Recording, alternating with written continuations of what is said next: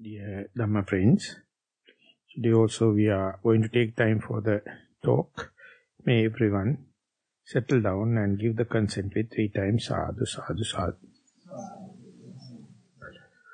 Namo tasse bhagavato arahato samma sambuddhasse. Namo tasse bhagavato arahato samma sambuddhasse.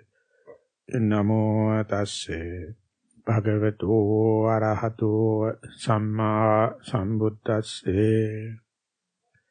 Punnaca parang anandang amanasikaritva patavisanyang amanasikaritva akasanang chayatana sanyang viññānaṃ chayatanam paticca manasikaroti ekattaṃ tīti. Dear Dhamma friends, here the quotation that I have taken from the Buddha, just starting with the earth perception regarding the earth element, but I thought not starting in the halfway, if we can compare right from the beginning and the way up to this point will give a very good understanding about the relativity, and that is very important for someone to understand the involvement or importance of the relativity in this kind of deep topics. The very first start is our household life. That's a starting point. Whenever we are in the household life, the amount of frustration, amount of stress, amount of tension, it is untold amount. But some people, some or the other, comes to know whatever the gain, whatever the fame, whatever the earnings, this amount of stress, amount of tension and frustration is not reducing, ever increasing. So, very minor percentage of people think about it, and present day, the contemporary time, it is the most important topic in the so-called civilized world, because it is ever increasing. So, finding a way out, or at least finding this as a question, is a problem, itself is a very, very revolutionary. Because many think there is no way out. Therefore, they are in the perpetuation of the same stress.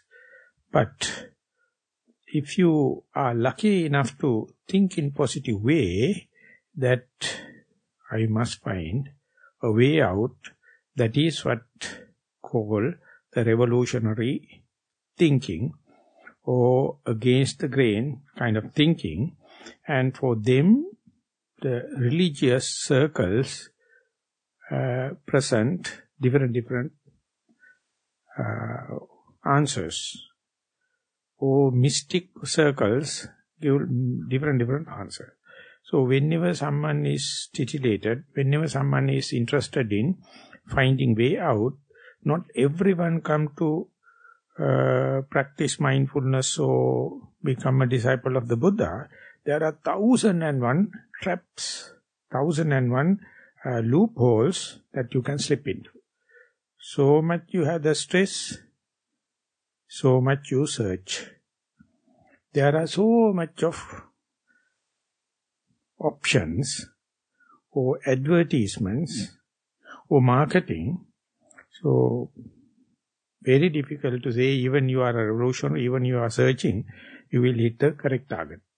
So, whenever you go to that kind of thing, not that they are not giving any kind of a release, they give, but they fail to understand that relief is temporary, and after a while, again, falling back to the same stream, and that by that time it is too late maybe. But here, what the Buddha suggests is something relative, step by step, it's going there. So there won't be much of big achievement at the beginning, but the achievements are genuine. Achievements are undistorted, that you can verify yourself. And it's pure, and slowly you can see little by little your tension, stress is reducing. So if you are searching for quick achievement or quick enlightenment in the sense, then there may be a lot of advertisements right around, and you will get trapped into, and no one needs to give the assurance, and you have to suffer. So you have to run a risk, whatever may be. So imagine if someone taken this advice of the Buddha and tried to see alternative arrangements, that is temporarily or permanently renunciate this household life, thinking about the animal husbandry, farming, business, accumulation of wealth, and taking time for socialization, standing on ceremonies, and you just give up and go into a forest or sit under a tree or to a solitude place. Whenever that happens, again, yet another trap is there. That is, even though you renounce, even though you go to the forest, if you are not taking delight of that forest living, if you are not happy with this forest life, mind make the point to come back mentally, indulging the household life back again. So you find disadvantage of the forest living and advantages of going back home and having these amenities and luxuries, and therefore the mindset is still becoming a hell of an embarrassment, hell of the aberration. Ever it is complaining. So therefore it's a very first and foremost step. Even though you have taken decision to have this physical solitude, or geographically you go to, and if your mind is not appreciating, that means you are rather creating new stress, new tension, new frustration rather than reducing it. So that you can see whenever you go to a meditation center or in a monastery, there are some kind of people, they always find the weaknesses or lack of facilities or this and that in the meditation centers, and after long studying, long research, you can understand that they are not the kind searching this emancipation. They are just escapism kind of people. They are mentally imbalanced people, and they take meditation centers as holiday camps. They make them as house for elders. Maybe their roof is leaking, that is why they find a good roof in the meditation center. It's a very, very funny stories. I have been here for 30 years now, and whenever someone is complaining, not that I am spying, I just see what is the base. Base is never they are meditating for this kind of a spiritual gain. They have the escapism. They have some other trivial or short objectives, and that people mercilessly you have to cut off. Don't give any chance because they are utter nuisance, pain at the neck. So you must have such a authoritative in order to gain some results, because they are also innocent people. They search, they earn it and come back. Whenever they come, they are finding difficulties. They are finding weaknesses. Many, many things. So therefore, it's a very clear sign.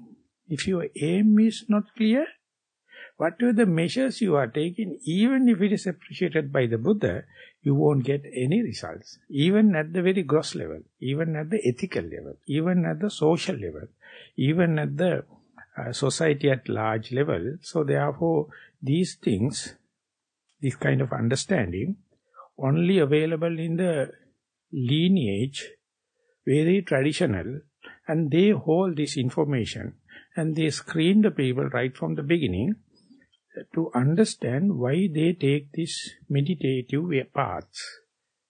Is it a genuine one? If it is so, they have to put up with certain amount of difficulties. And whenever that difficulties reduction or stressness, reducing of the stress or frustration, genuinely they can appreciate it. They didn't go for 100% reduction in the first step. So these are the mental aberrations. So you have to very carefully study them and not to vehemently cut them off, but to give 1 or 2 chances and say, this is not Nibbana, this is just renunciation, this is just physical solitude. If you don't feel it, sorry, there won't be any advancement. So therefore, each and every person, to see further subtle levels, they must first and foremost have these gross changes. Are we appreciating this monastic life? Are we appreciating this skipping of the dinner, skipping of our beloved beds and kind of thing? Can we put up with? So this is very practical, very kind of a filtering. They are general expressions. The way of behavior indicates whether their aim is genuinely the Nibbana or not. If the Nibbana is the end, the changes, the genuinely but little bit of changes, they can appreciate it. So therefore, this appreciation indicates their positive thinking about the path. Otherwise, they are ever complaining. So that kind of people, I would put it in this way. There's not a single meditation center or single retreat I have seen without that kind of people. It is a must. In each and every meditation center, each and every retreat, this kind of people there. Minor percentage, it is a part and parcel of the meditation retreat. So therefore, if some are not thinking about in this social level, not thinking this ethical level, if you think one's own, am I happy in this renouncing from this, and that happiness is the one you are going to improve. Even the first stage you are not happy, you have to understand, no, that my direction is no good, my viewpoint is no good, my thinking pattern is no good. So therefore you have to learn a lot theoretically. You have to make up your mind a lot before taking the serious furtherance of the practice or higher practices. So that gradual development or relative reduction of the stress, right from the beginning you must have kind of a feeling. And when and where you go to the forest dwelling, of course it is not the full of pleasure principle, it's not the full of facilities, but if you feel now you are free from these social responsibilities, you are free from this maintenance of this animal husbandry or your agricultural business or any other business, and therefore you have enough time for practice and kind of thing, those are the things that come under the common sense, that you are happy to take up this, and under such circumstances only you are apt to, you are suitable to call, you are pakkhandati, you are entering and plunging into this house renunciated life. You are confident about this renunciated life. You are steadfast in the renunciated life. You are resolute about the renunciated life, and you know this is the only way. And no hesitation, no wavering. And the wavering happens, you have to understand, mind is often find refuge in household life rather than this renunciated life. So therefore, if you are sure, the first step you have taken, at the so much of organization and the cost and the time and everything, but appreciation of mind is happening when and where you enter into the household life, forest dwelling.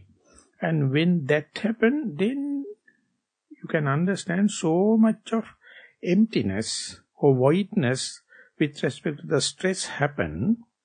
It is tangible like, and that voidness you earn, or we can say time you earn, and the space you earn, you can further go, or you can reduce further of the stress and the tension and the frustration by reducing your attention not to the monastic life but to your body.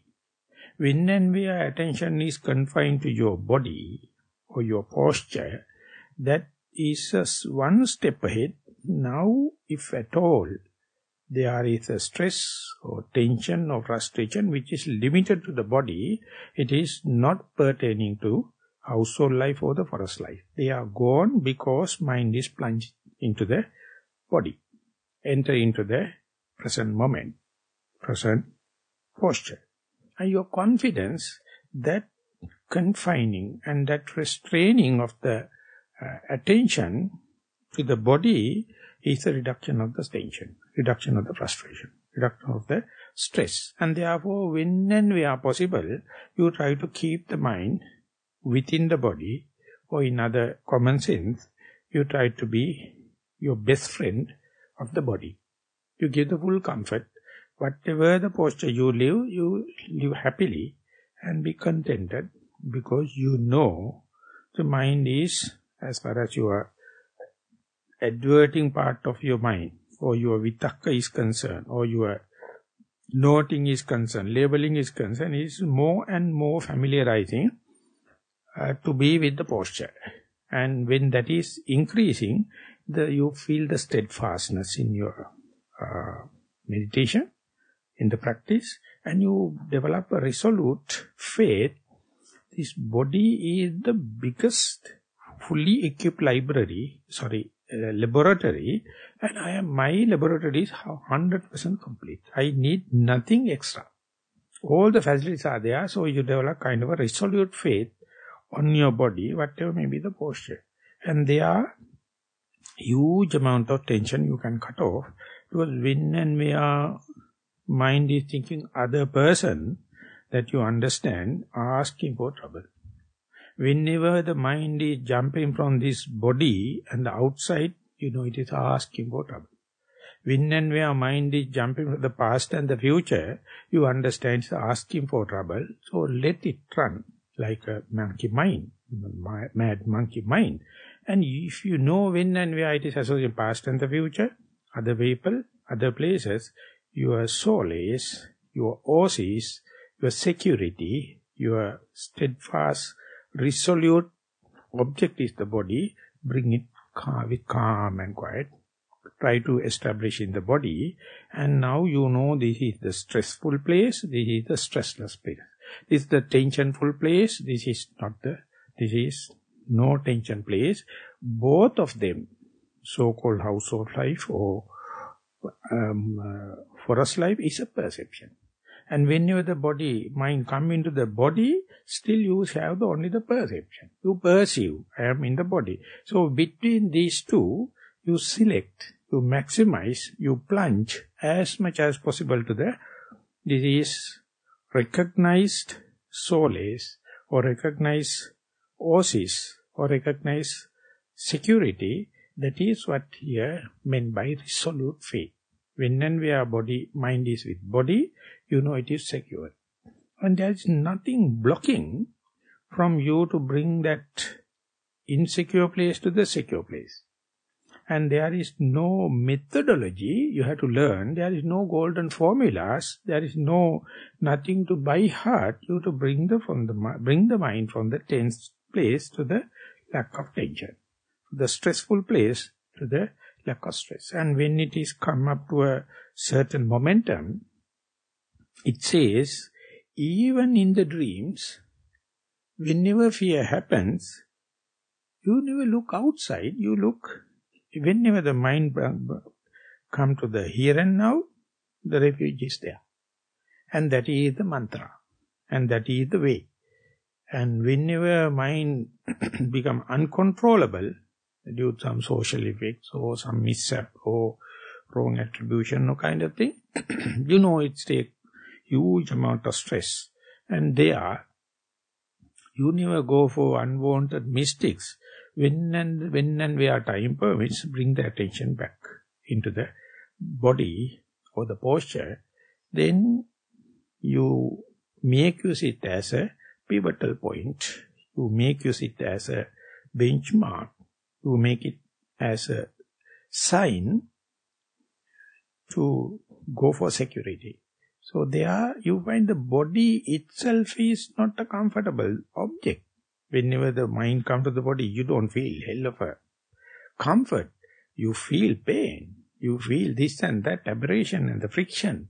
But it's a very good sign as far as even though you are in this aberration or friction or pressure or pain, there's a very clear indication. Mind is now within the body. I feel little bit of discomfort, but spiritually I am secure. And I am gaining my early mistakes or early training with mistakes when and where possible it comes.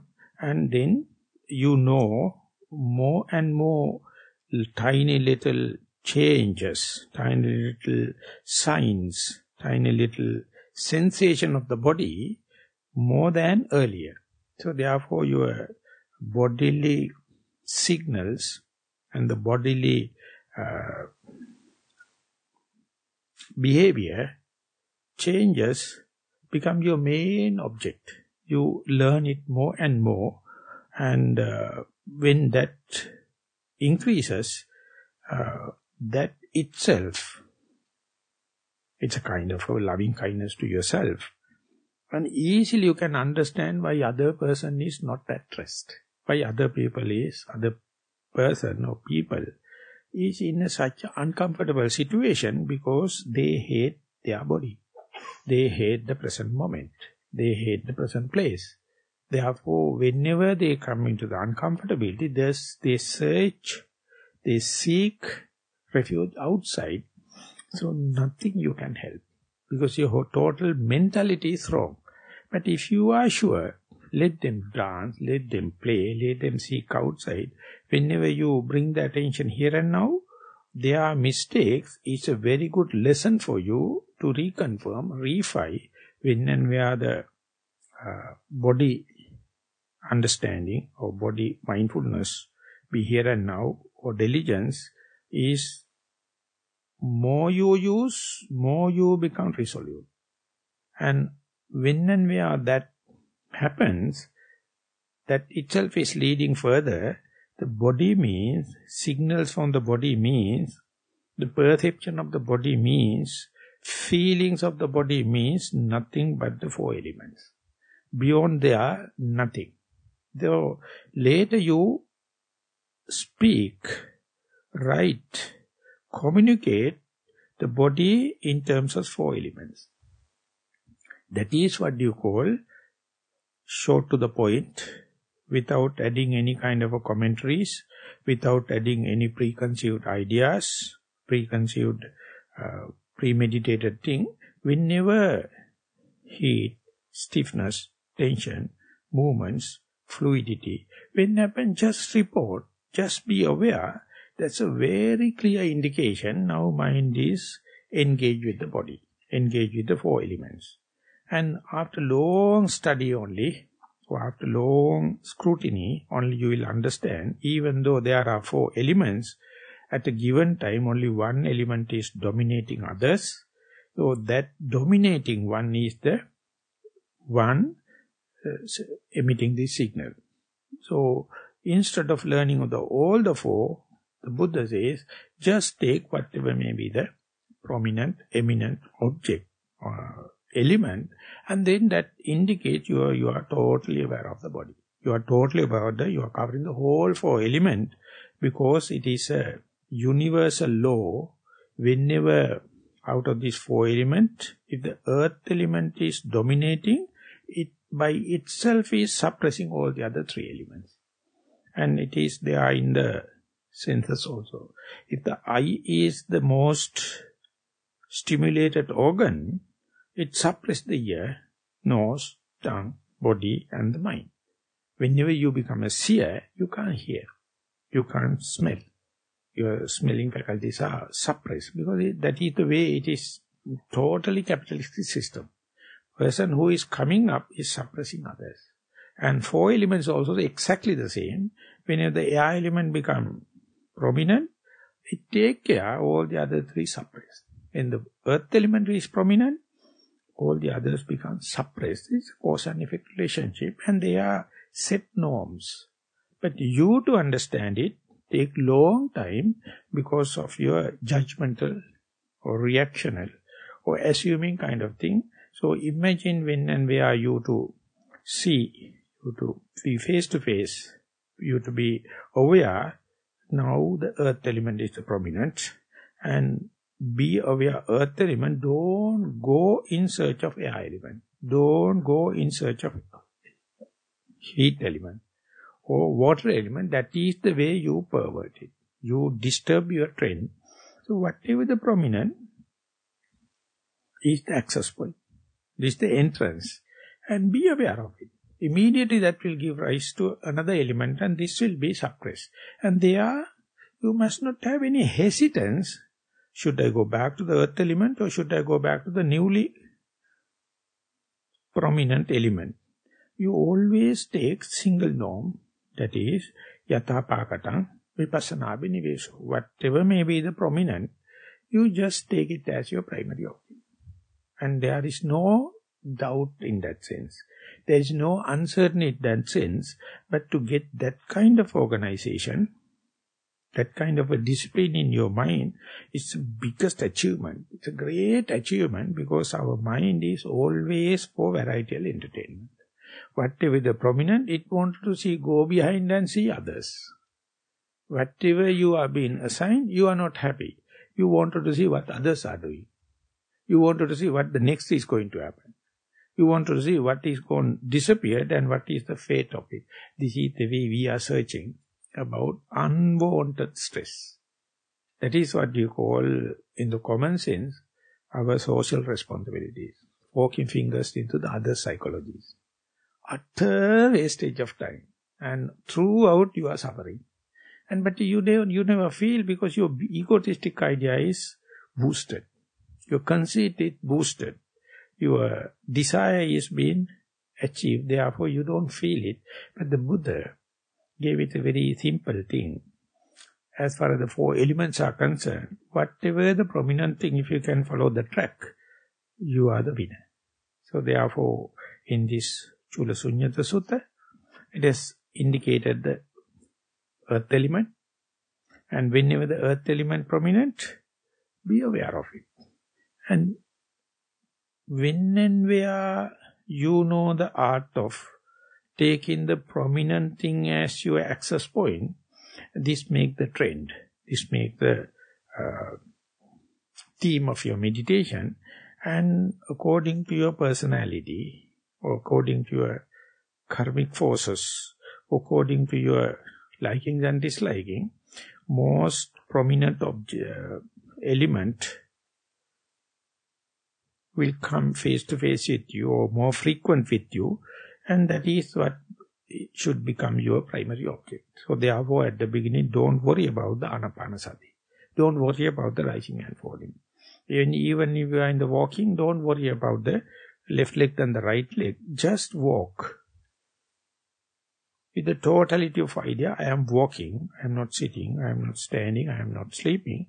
So how can I verify that I am not sitting? I am walking. How can I verify that I am not sitting? And how do I know that I am walking? So that means you have to talk in terms of elements. Nothing but elements. So you will say, you can feel the pressure on the soul, and it is changing from left to the right when compared to the standing. The standing still you feel the pressure on the soul, but they are not changing each other. But in the sitting, your buttocks and the lower down area is the pressure. So this indicates the earth element. So whenever that earth element is prominent, don't go in search of air element. Don't go in search of water element or heat element. Whenever they come prominent, don't reject also. So ultimately, you will understand, or more chances to face with your earth element, if that is the case, more and more you to see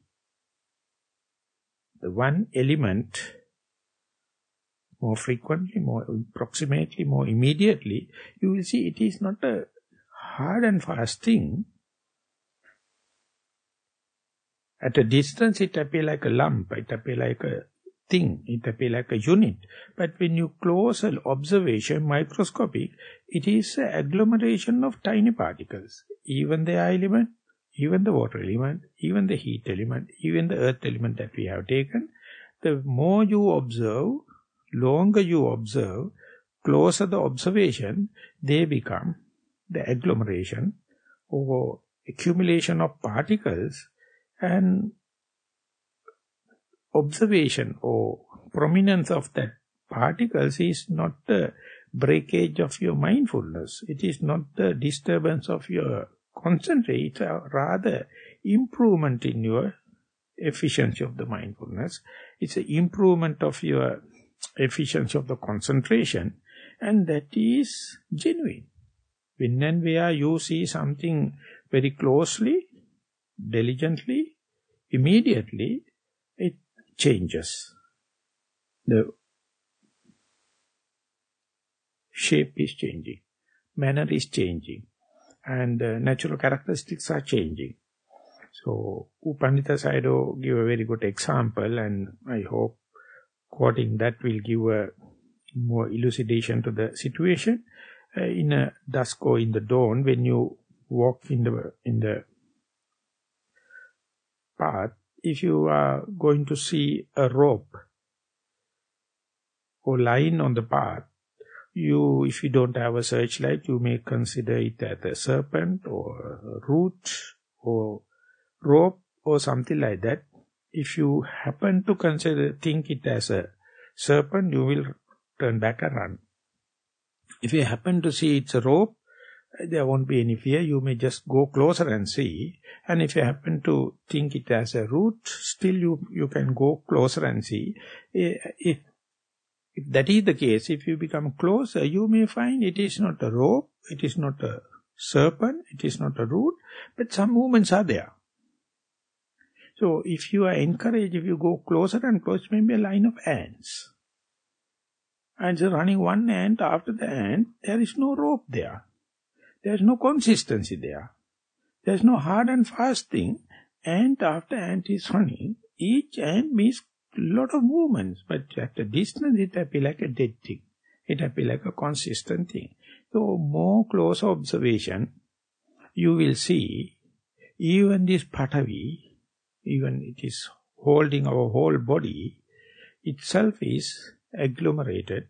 So more you observe, that see, it is not hard, concrete, solid, but it is agglomeration, there are splits in between, some space. So you are about to see the space element in the earth element. So now your eyes, you can't believe, because earth element is completely opposite of the space, but you are now about to believe, you have to, within the earth element, within tiny particles, there is a wrapped around space element, and if you, with that confidence to observe more diligently, with the steadfast mindfulness and knowing this is the momentary concentration, whatever the facet, whatever the flux, whatever the thing happen, keep on observing that space element becoming more and more and more prominent. And the earth element become less and less significant. So much so ultimately, you will claim in that place earth element disappeared, instead space element appeared like. That is how, when the Anapana is happening, it's of course air element. At the beginning you see it very gross Anapana. And more close observation, more and more long observation, you will see the breath become subtle. So much so, now you can't separate whether in-breath or out-breath. And when it becomes subtlest, mind says, breath stopped. That's the way our mind is working. It's always working with epithets, always working with signs, symbols. Whenever this perception reduces to a certain extent, below certain threshold value, mind give up the idea and says that object disappeared. And instead, you see space. And whether you come through the earth element or air element, whatever may be, ultimately this material part is disappearing, immaterial part, the space part, becoming more and more prominent, and that stage, the yogi, the practitioner, should have fair understanding about this theory, fair understanding about this book knowledge, then he or she knows how to facilitate this meditation. If he or she does not have any kind of knowledge and not ready to accept them, appreciate them, whatever they can do is they are disturbing this developing mindfulness. So therefore at that time you must listen to Dhamma. At that time you have to express whatever you observe to a senior person. Then through that dialogue only he or she can give you instructions, guidance, because now you are going to known to unknown, and this sphere now you are going to enter into no maps, no guidance. It is unknown. And this unknown, perverted, unknown area, our mind says it is lack of mindfulness or lack of concentration. You come and say, Bhante, I used to sit in longer time and I had a very good concentration. Now my concentration lost, my mindfulness lost, I lost my object, and therefore a lot of thinking happens, a lot of doubts happen, a lot of uncertainty happens, a lot of fear happens. So it is natural, whenever you are misinterpreted, whenever you go to it with lack of understanding, our mind won't allow you to be in peace. It gives so much of opinions, so much of interpretation, so much of perversions. So often you yourself consider, my mindfulness gone, my concentration gone, or my mind is changing from samatha to some other, or this to that. All these are mind-made things, so therefore the theoretical understanding versus what the mind interprets. It's a very, very volatile area. Easily you can put that area, the discrimination between the reality and the concept. How much it is a concept the mind interprets, or how much you know the history from gross to the subtlety happened.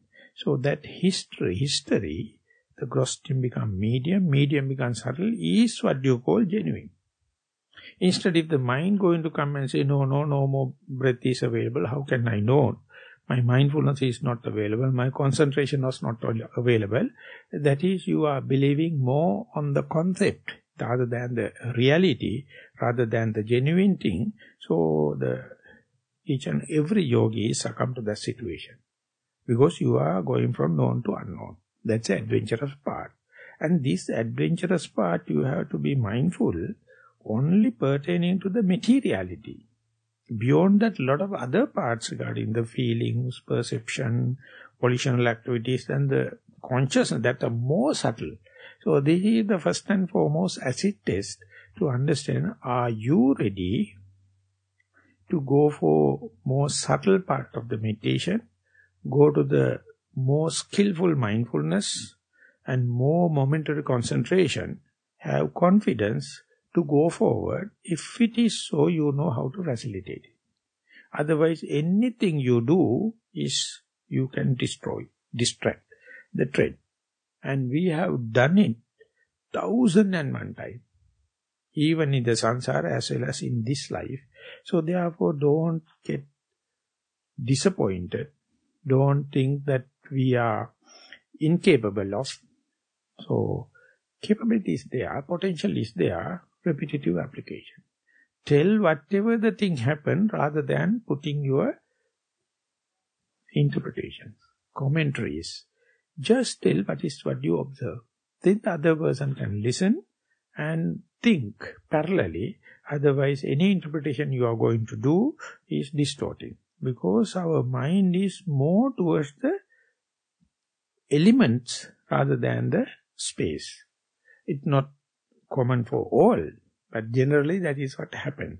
So therefore, when and where you go to from the elementary characteristic to the space, it appears like you are going from solid to liquid and liquid to air. Likewise, stability is not there. So imagine one person is embarking into a small boat at the bank of the river. You are in the solid soil and you feel it. And whenever you go into descend into the boat, which is waving, steady on staying on the water, whenever you keep your one leg there, it has become unsteady. You feel uncomfortable, so you feel like bring the leg back. But instead, if the operator says, don't worry, hold into one good peg and shift one leg and see the balance, and this is one leg in the earth and one leg in the boat that is on water, and if you can manage to bring that leg also over there, there's a kind of a dynamism or equilibrium in the water. The boat is a standard way of transport. You can go there. But if you are always thinking about the earth is the most steady, you will never climb into descend into the boat. And everywhere you can see it, because our mind always asks the security, asks the known part, or known devil is better than unknown. That is our evolutionary inheritance. So you're never happy to go into this solid to liquidity. Whenever go there, you feel like vomitish. Whenever you have to go to the long journey in the ship, it's called seasickness. You have the sickness because water is waving. Wherever you see, waves are there and the glare is there, you don't feel comfortable. Whenever you go to the desert also it happens. So this is the way we are always back to the conventional known area. So that person is not good with the mindset. He or she has to understand this liquid part or that space is an achievement of your mindfulness. It's an endowment of your mindfulness. As far as your mindfulness can discern it, you are capable of doing. So you go little by little. And when Jnananda used to say, and about 200 years ago, the Owl Wright and Wilbur Wright wanted to fly on air with iron structure. So everyone thought Wright brothers are not right. They thought they cannot. How can the iron structure can go in, take the aerodynamics from the air? But they never gave up. They fight again and again. They found with the certain structural differences and the speed, such a heavy thing can take aerodynamics. Now it is a very common thing. After 200 years, Wright brothers are right.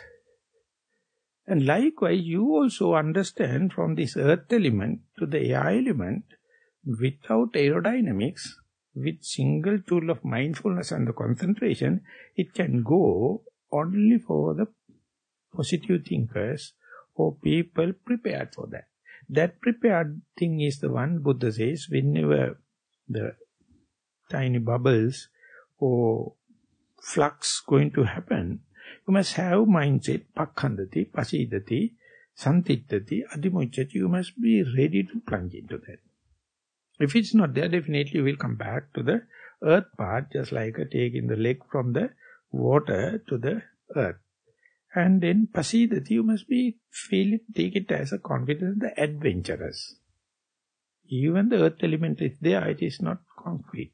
It's not hard and fast. It's not a single unit.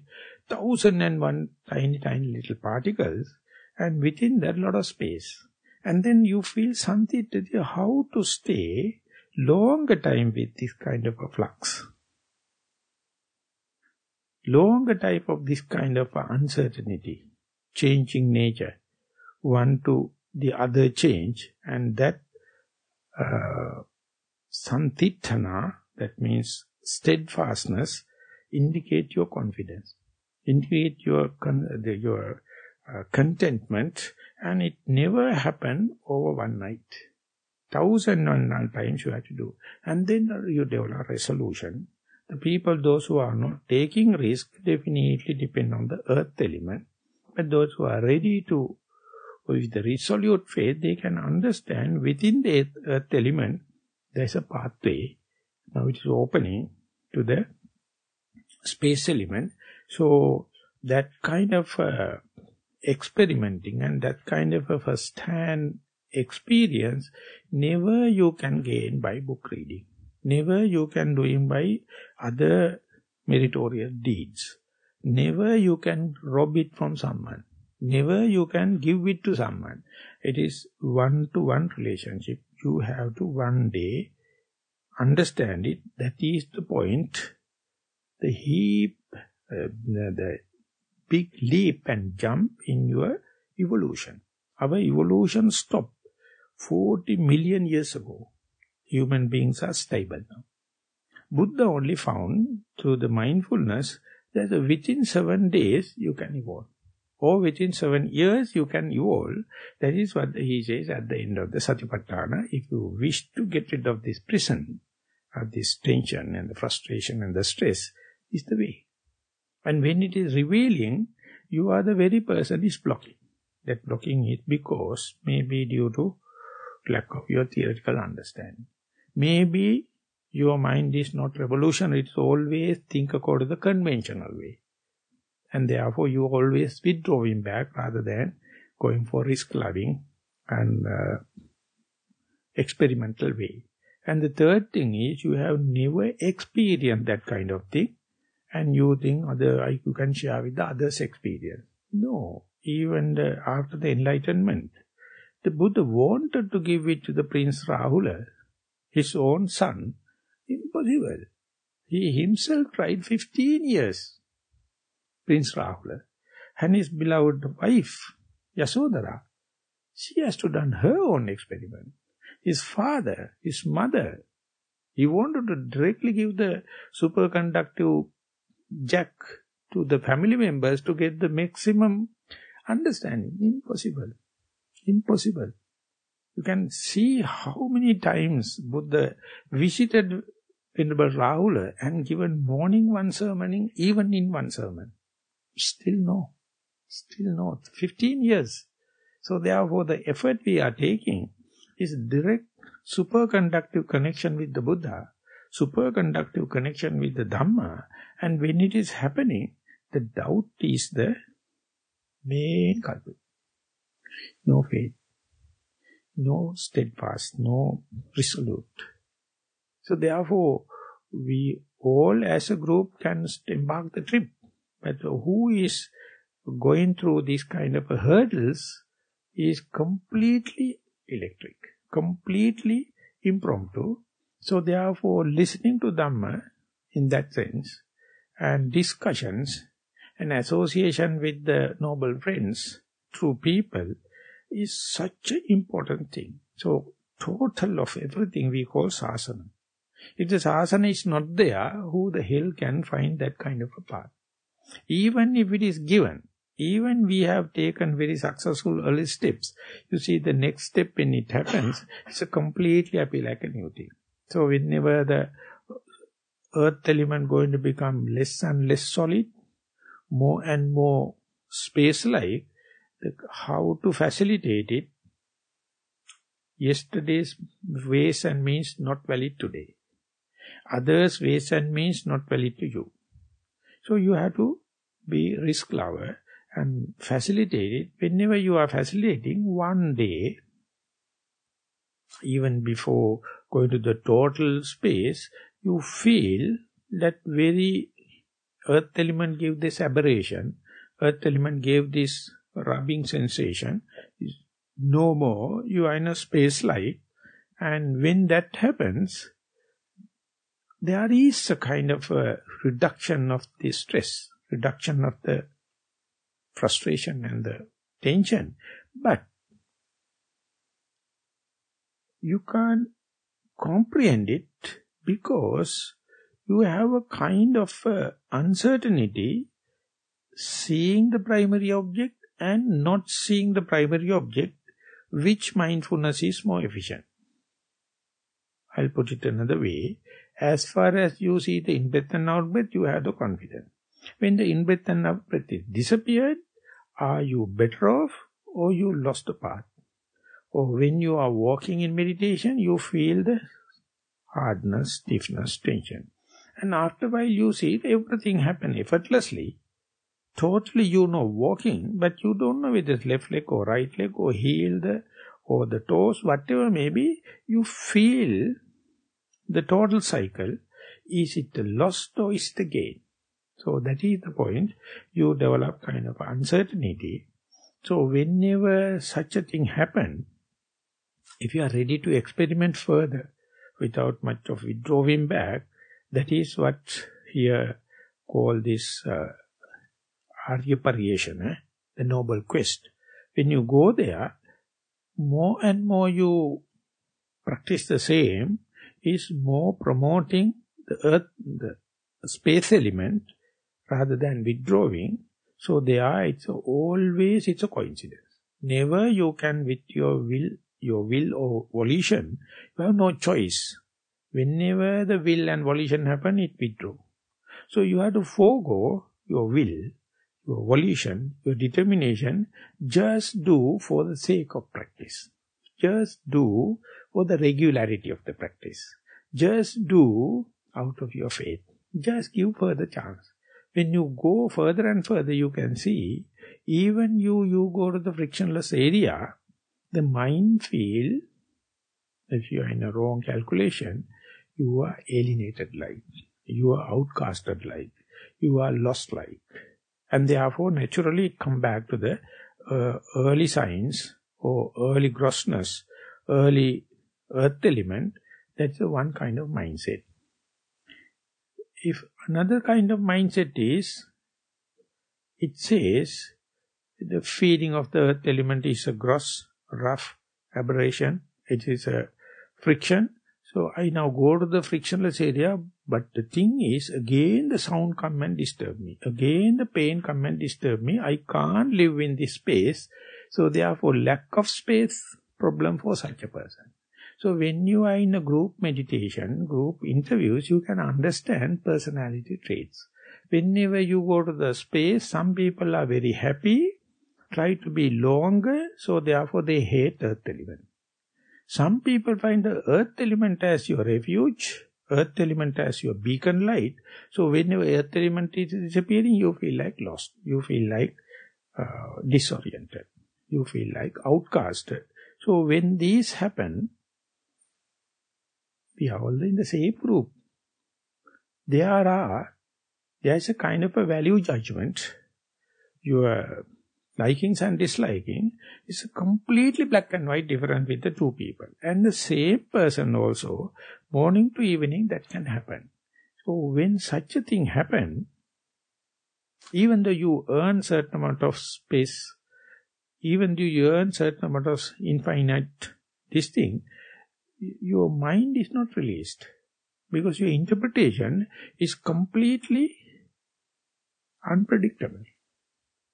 So this is the point the Buddha says, even if you earn this akasa, even if you earn this space,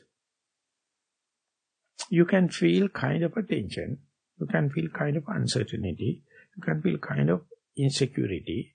That insecurity is your consciousness is separate them, space versus earth. And one thing appear liking, other thing appear dislike. It is not something you imposed. That's the way consciousness is establishing its power. It's separate these two things, and one thing appear liking, one thing appear dislike. And do you think that separation of the liking and disliking for your benefit or your well-being? No. This is the way split and rule, principle of the Vijnana. So even if you earn this space, or see-through nature of the earth, or the flux in the earth, or bubbles moving nature of the earth, even if you discern, you see, our mind knows how to make a frustration, how to make a stress, how to make a tension. So that tension is not related to matter. It is related to the immaterial, that is called consciousness. Consciousness is underneath, and as far as you are not understanding the role of the consciousness, you don't know which one to take, which one is correct, which one is wrong, how much choice I have, how much conscious decision I can take. Everything appears like beyond your control. So therefore you must have understanding. Even if you go to a fair amount of advanced state of your object of meditation, if you do not understand your consciousness always working against you, you can give so much of wrong interpretation. You are not accusable. You are very innocent.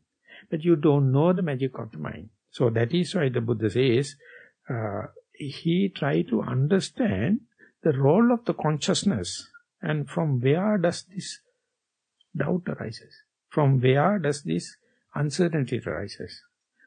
From where does this uncomfortability arises? No one can find unless otherwise Buddha give a clue. That's why whenever you become familiarized with the space, you have to understand that's also a great achievement. Yes, from the Yogavachara's point of view or Yogi's point of view. But still there is underneath the likings and dislikings, your value judgment, your forking fingers into this thing and take this part is good and that part is wrong. So that liking and disliking is an only attribution, one of the only attributions of the vijnana, that is the vedana or feelings. So it worked in such a way, never let the mind to go forward without a problem. So if you go prepared to see the role of the consciousness, who is seeing, what is seeing, consciousness is the only thing seeing, consciousness is the only thing is doing this magic of the mind. So this point, in the commentary, they are completely chaotic. They don't know how to interpret this kind of thing, because the commentators are not meditators. They are book weavers. They are taking this and that, but unless otherwise you go into that space, by reading the sutta, the Buddha says, after Akasananchayatana, try to be aware about the Vijnananchayatana, the functions and the faculty of Vijnana. That is the point where either you like Patavi Dhatu or Akasa Dhatu, one or the other.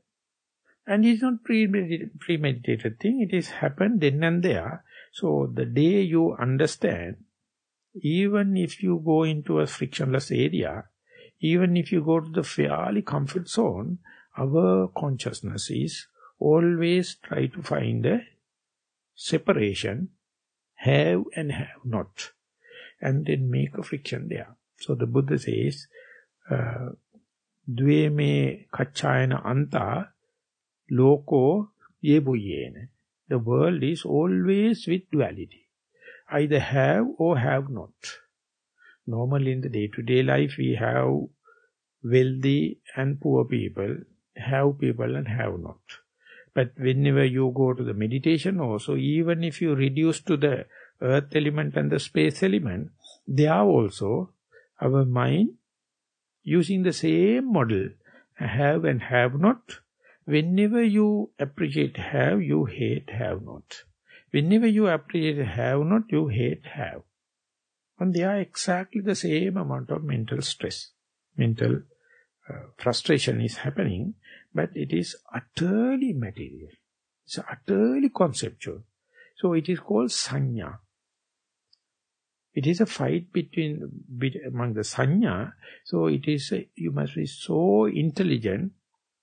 Even after the mind come up to that level, even the meditation come up to that level, even after the mindfulness is so efficient, see, there's an element of frustration, there's an element of stress, there's an element of uncertainty, element of doubts. That is because the vijnanas, the undercurrent, It's a play. That's called magic of the mind. So try to be aware that Vijnana is not the omnipotent, omnipresent God. That Vijnana is not the unfathomable, unexperimentable.